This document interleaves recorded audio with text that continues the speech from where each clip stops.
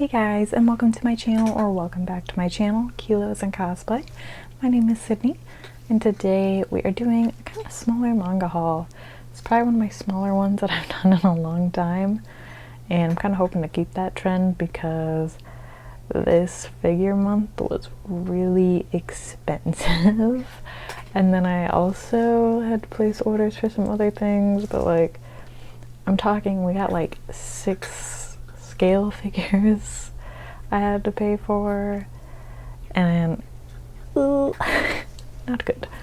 So manga hauls might be a little small until I get that situated, but this is still a good kind of mix, and I'm trying to kind of just go for series that I'm like really invested in, or series I really want to try that come out.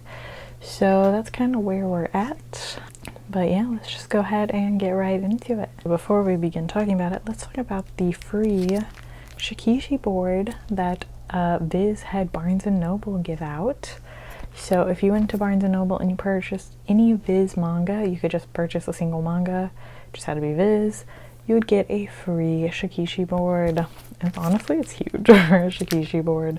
But yeah, it's a, like, you know, that typical kind of cardboard-esque style. Mine has a bit of a crease. I don't know if I did that or that's how it came and I just didn't notice. Either way, not a big deal. But like, this is so cool. So I love this.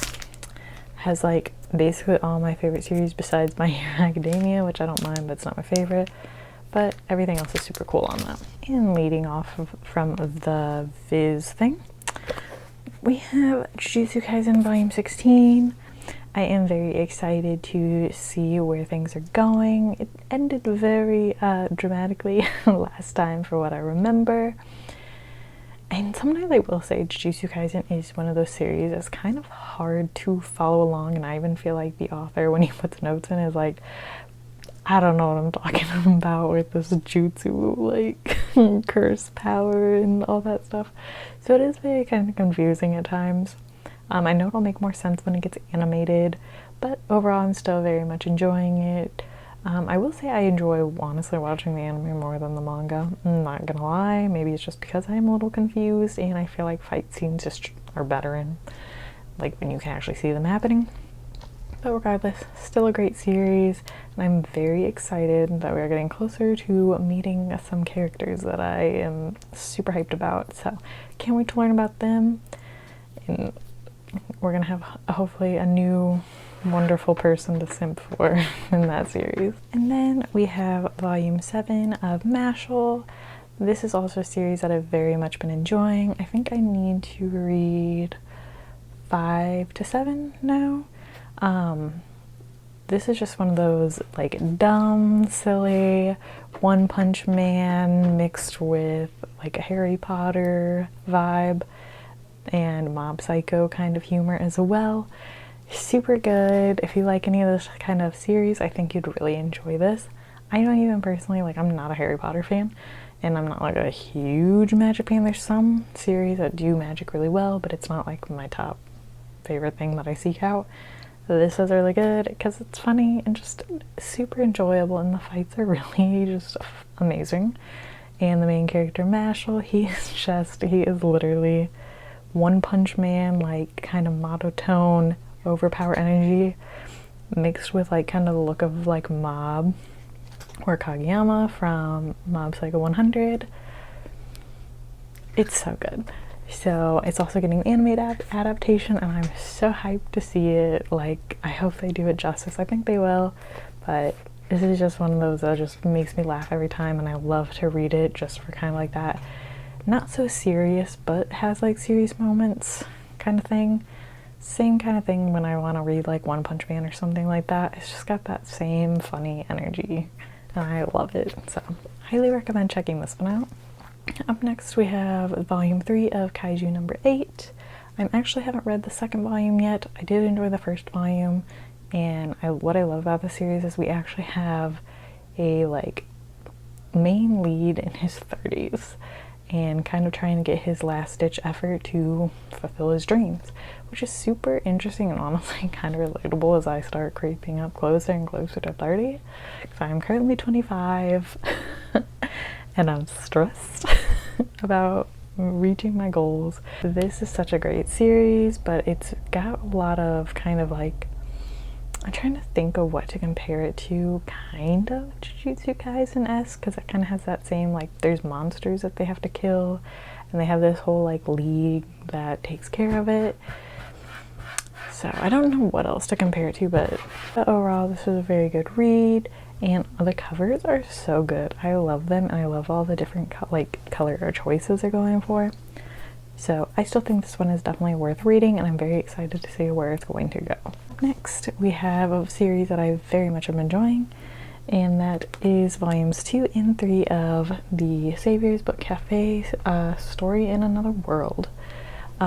So what I love about this is, like, honestly, the relationship progresses so quickly, but it still feels very natural between these two. So you have like you have the girl that gets isekai'd into a world, and she's supposed to be the savior of it, but she's like, I don't really want to do that. She's also, I believe, in her 30s. She just wants to relax, read, and chill, and I get that. I understand that. So in exchange, she does get to kind of have her own little cafe and like bookshop in the other part of the world, and she's honestly so good at magic, and she's just like cranking out these like powerful potions without even trying. So that's so cool. So then she ends up meeting the he is like the top, I think like one of the top knights in the like kingdom that he's in, but he also is a huge bookworm, so he goes to her cafe, and that's where they first meet, and it's so cute, their interactions. Like, he immediately basically falls in love with her, and she kind of does the same. Like, it's more slow for her, but like he is like instantly in love, and it's so sweet, so precious, and we might be getting a little interesting drama here in the 3rd volume, so I'm very excited. But this is so precious. I highly recommend picking up this series, especially if you like the Saint's magic is opponent. It's kind of that same vibe, and almost like kind of similar to Snow White with the red hair, like a little bit. Definitely check this one out. It's super good. And up next, we have volume 4 of My Love Mix-Up. Starting to get somewhere finally, and I'm very excited. I can't wait to find out what happens in the next volume. It seems like, I thought in the 3rd volume we were kind of going backwards, but now I feel like we are starting to move forward with more acceptance of, one of the main characters of himself, and I'm very excited to see where this goes. They're so cute, and so is the side couple, because they're not really a couple. I don't know what's going to happen with that, but I'm very intrigued to see what's going to happen, so I'm very much enjoying this one. This one is also a like kind of funny, fluffy, but also kind of has emotional moments read, so definitely check this one out if you like that kind of stuff. Just, it's so like cute. I love it so much. And up next we have a volume 4 of Lovesick Ellie. I have also been very much enjoying this series. It follows a girl who never has had like romance or anything, but she runs a entire Twitter page pretending she is actually in a relationship with the guy she has a crush on, who happens to be the most popular guy in school. Well, one day her secret gets exposed, like right in front of him. Nobody else knows, but he just happens to see it. And she also sees a completely different side of him that nobody else gets to see. So watching their relationship happen, super cute. This is very fluffy and sweet, but also funny. I think it's so adorable. And it kind of like, I was never like this as a teenager, but you do have your little crushes and fantasies, and then you do sometimes like to pretend or make up I think what I really like about it is it seems very realistic that you build somebody up in your head so much, and you think they're like this fantastic person, then you actually get to know them, and you actually have to accept flaws and different things, and it's like, well, hold on now. This is not what I thought. So I feel like it's very realistic in that aspect, because I feel like that has happened multiple times, and any crushes I had, like I put them on such a high pedestal in high school, and they ended up not being that great. But it's very sweet to see their interactions happen, and for someone to actually genuinely like him for him. Up next, we have a random volume 3 of Kamisama Kiss. It is starting to be reprinted, finally, and they happen to have this in stock on Amazon, so I went ahead and picked it up as soon as it came back in stock. I know they're also kind of starting to reprint like Nana, so if those are 2 series you are looking for, things are happening. We're getting some dates of them actually announcing when they're kind of planning to reprint certain volumes. So I'm hoping one day to finally collect all this. I really do like Kamisama Kiss. It is kind of like, so basically if you don't know Kamisama Kiss, I'm kind of surprised. But it is really good. It follows Nanami, who is just a teenage girl. She lost her father, I believe, and I think he left her a bunch of debt, if I'm remembering that correctly, but she ends up becoming a god for this kind of rundown shrine, and there she meets Someway, who becomes kind of like, I don't know if that's like your familiar or something like that. I'm trying to think what the exact word is, but I can't remember. But basically they end up having to go into like a contract and bind together and live out their life in there, and then obviously you see some romance ensue. But it's so cute, it's so funny, and I honestly very much enjoy it. This is like random, but I think it's because of on TikTok with all the talk about certain series that have age gaps. What do we think about age gaps with kind of magical creatures? Because if you think about it, Nami's a teenager and Tomoe is thousands of years old. So where exactly do we draw the line with age gaps, and what kind of dictates what's accepted and what's not in manga? Because in real life, age gaps, teenagers, adults, no, never. But what are we thinking about that? I'm just like genuinely curious, like what like you guys on YouTube think, because a lot of people have very strong opinions on TikTok, so I'd love to know what you guys think. And what do you think, where do we draw that line? What's acceptable, what's not? And up next we have one of my favorite series, and that is the Apothecary Diaries. Please read this if you have not. It is so good. It follows Momo, I think that's how you say her name. Mau, something like that. I feel like I'm butchering that. But she is very poor, and she actually grew up in like a what they call the pleasure district. So she grew up in basically like a kind of brothel-esque house, and one day she ends up getting to go and become like a maid into the royal family's house. I can't remember how that happened, but she is very different, and she is super smart with medicine, herbs and stuff, because who raised her, I don't know if that's her actual dad or if someone that like, you know, adopted her. He is very good with medicine, so that's where she started to learn it. She's very obsessed with like trying poisons and like trying to figure out those like actual lethal doses, and like she likes that kind of like near death experience. But it's super good. And there is a character in here who he is very popular with the ladies, they all love him, but he is very intrigued by her because she does not care enough to give him the time of day. She's very independent, and all she cares about is basically herbs and medicine. This is such a fun and unique story. I love it so much. I feel like you just can't help but love the main character, and kind of getting to know the personalities of some of like the different, I guess, I don't know if you deem them as mistresses in the that are a mistress for the like emperor. I really actually ended up liking some of those characters, so it's so good. There's so many different characters to enjoy and so many unique things, and I feel like I like learn things even through this, so it's so good. I will say I felt like volume 5 dragged a bit in my opinion, so I'm hoping that doesn't continue, because I used to just like be able to binge, and I was kind of bored reading this volume a bit. Not like I still love it, but like that makes me a little nervous, because I felt like it focused on things that were just kind of to the story. But either way, still a fantastic series, and I would highly, highly recommend this one. Up next, we have kind of a more mature, this is a older teen, like 17 and up kind of stories, and we have Boy Meets Maria. I have been dying to read this. Massive trigger warning. There is like essay and stuff. People typically have not been mentioning that on TikTok until recently.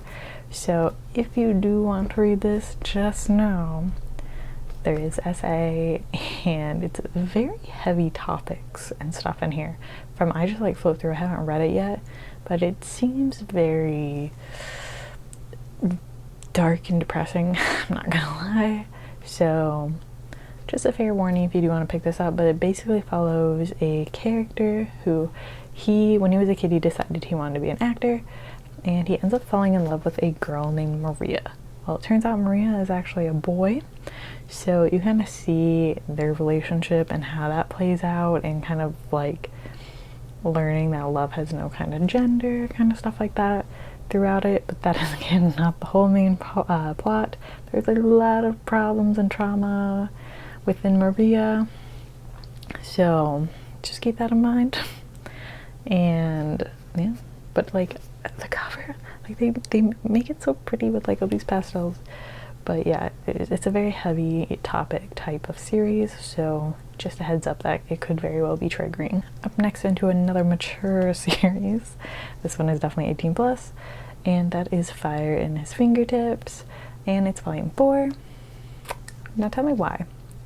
Tell me why we finally got a series that I feel kind of leans more towards the female audience, that's spicy and just pure uncensored smut, and then they decided they're gonna censor it in volume 4. They've not censored it 1 through 3, but then we got it censored.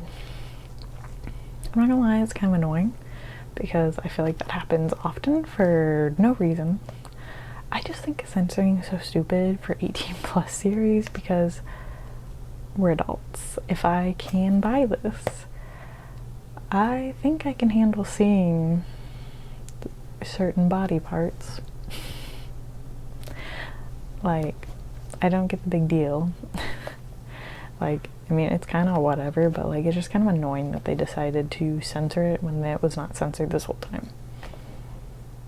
But anyways, I will say Fire in Fingertips is definitely not for everybody. It is very, I would say, non-consensual and toxic to an extent. So just fair warning on that if you do want to read it. It is just very smutty, childhood friends type thing. And up next we have the song of Yoru and Asa. I think I said that right. This one, as far as I know, I haven't read it yet, but I hear that it is insanely kind of like toxic and trigger warning-y, so just fair warning. I don't know what all the triggers are, but I just hear it's very heavy. I really don't know much about it. I'm assuming it's something with the band, so I kind of just wanted to go into this one blindly anyways, but that's just kind of the general assumption I'm getting, is there's gonna be something with the band. But yes, this one is very, very heavy from what I hear, and it's from a publisher, Kuma, which I don't see too often. Up next we have another mature one, and this one is a BL, and it is Moon and Sun.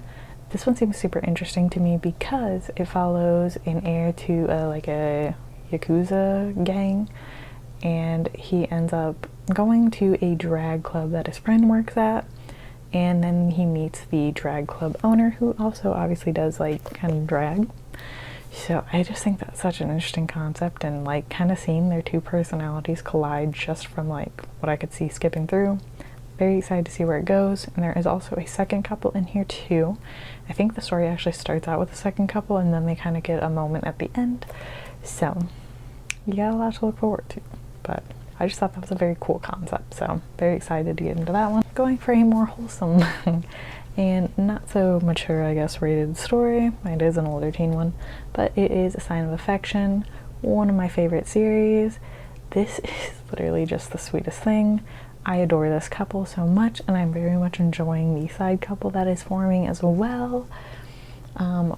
It's just so crazy that you know, she's deaf, so she doesn't like, she's kind of mute, can't speak, does sign language, but they have the most healthy communication that I have ever seen any couples have in a long time.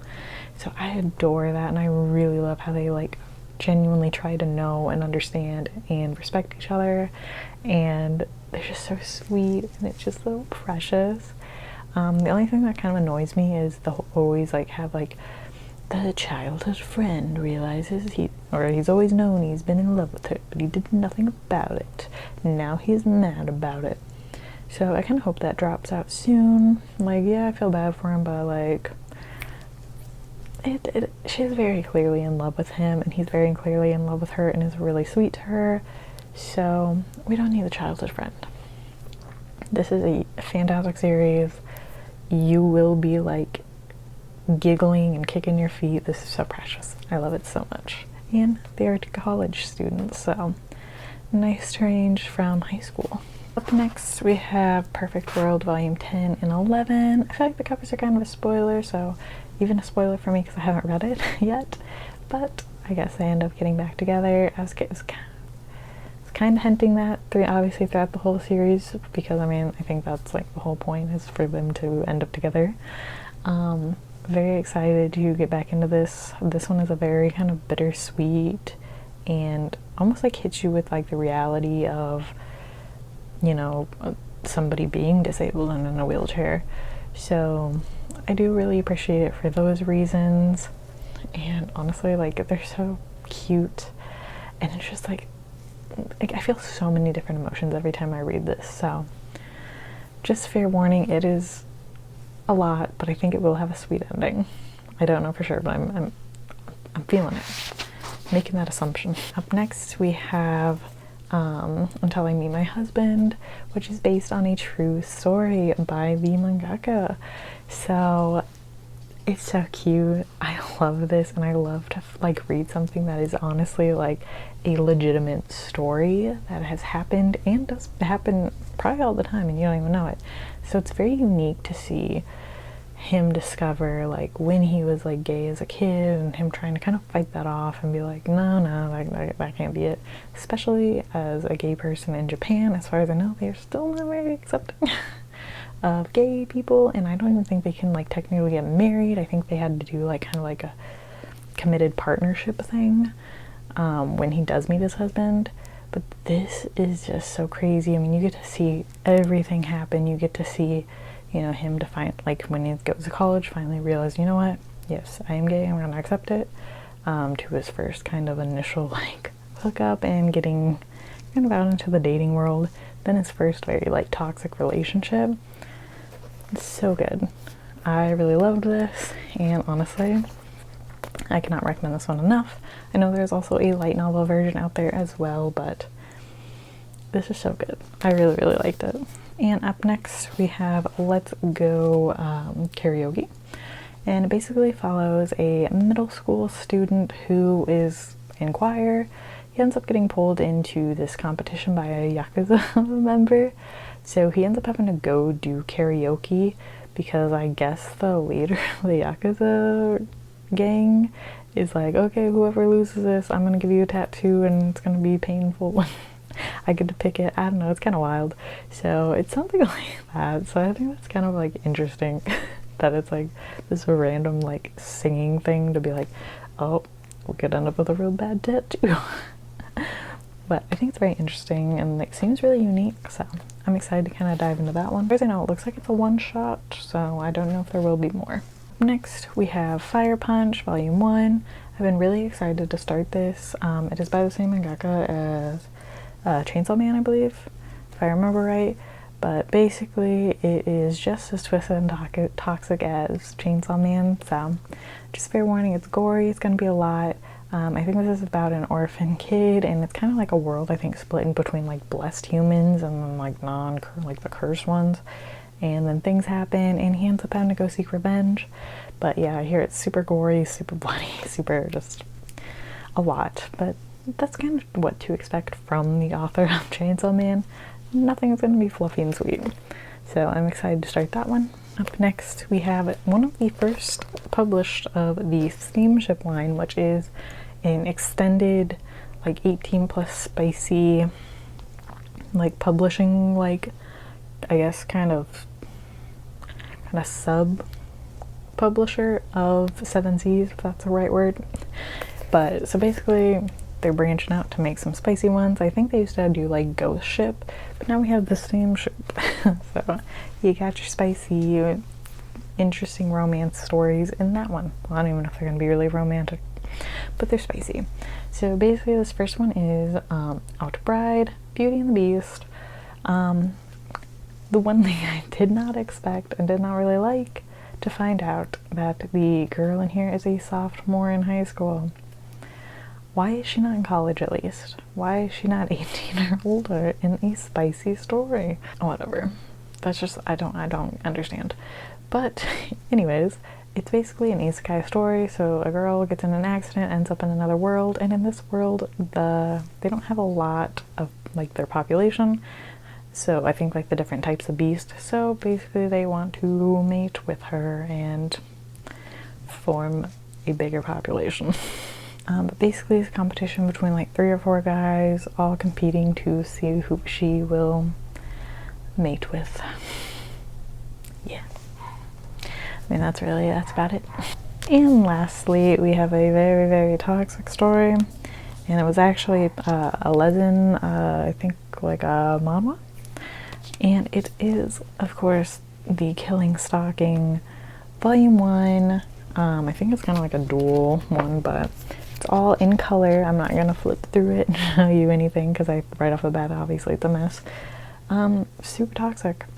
Messy. This is not something I'm going to recommend to just like anybody. And it is also not a BL, so do not go into it thinking it is. It is all about psychological horror. And my goodness, it is twisted. I was flipping through it. Like, I haven't officially read it, but I was flipping through and kind of reading it with my friend when we got it. So we were just chilling in the parking lot of Barnes & Noble flipping through this. And we were both like, oh my god. Like, we could not believe some of the stuff that was happening in here. It is just very trigger warning heavy. It is a mess. Read at your own, like, discretion. But it is definitely one of the more toxic series. I love reading just toxic messes, so I'm excited for it, but it is not something for everyone. So just go into it very lightly. Right, guys, that is all I have for you today. Let me know what you guys are reading or what you guys picked up in the month of June, or if you are interested in any of these series. I'd love to hear your guys' thoughts, and I'll catch you in the next one. Bye.